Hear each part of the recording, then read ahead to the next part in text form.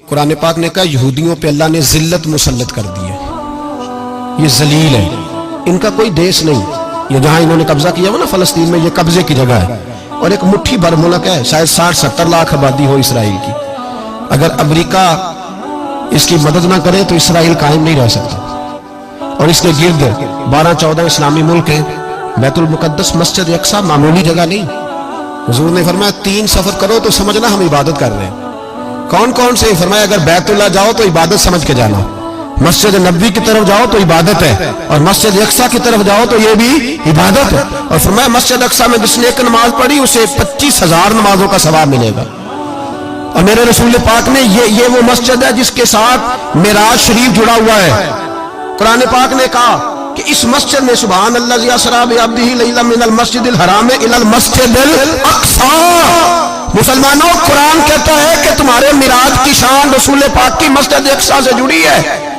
جس محبوب کو رب معراج کرائے تو مسجد اقصی میں لا کے کرائے۔ وہ جگہ معمولی جگہ ہے، وہ معمولی جگہ ہے مسجد اقصی۔ نبی پاک نے وہاں نبیوں کی امامت کرائی، 17 مہینے اس مسجد کی طرف منہ کر کے تیرے اور میرے رسول نے نمازیں پڑھی۔ چھوٹی جگہ ہے اور پوری دنیا کا مسلمان اسے چاہیے شرم سے گڑ جائے۔ ایک امریکہ کا صدر بول کے کہتا ہے کہ اسرائیل کو اجازت ہے اسے دارالحکومت بنائے، اور مسلمان حکمران بیان دے رہے ہیں ظالموں، لٹیرو، تم اپنی سیاستیں چمکانے کے لیے پہلے ایک دوسرے کو گالیاں دیتے ہو، پھر اکٹھے بیٹھ جاتے ہو نمبرنگ کرنے کے لیے۔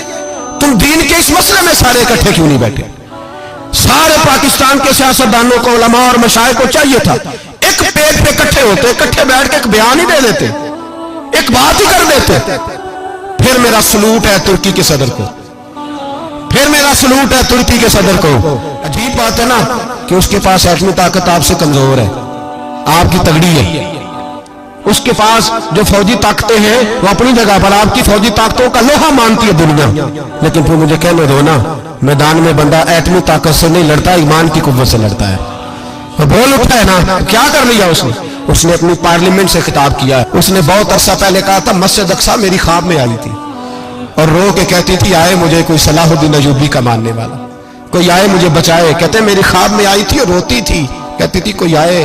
اور ایک شاعر نے کہا ہے مسجد اقصی نبی پاک کو بھی بلاتی ہے، کہتی ہے ایک بار پھر طیبہ فلسطین میں آ، راستہ دیکھتی ہے پھر مسجد اقصی تیرا، ایک بار پھر سے طیبہ سے فلسطین میں آ، راستہ دیکھتی ہے پھر مسجد اقصی تیرا۔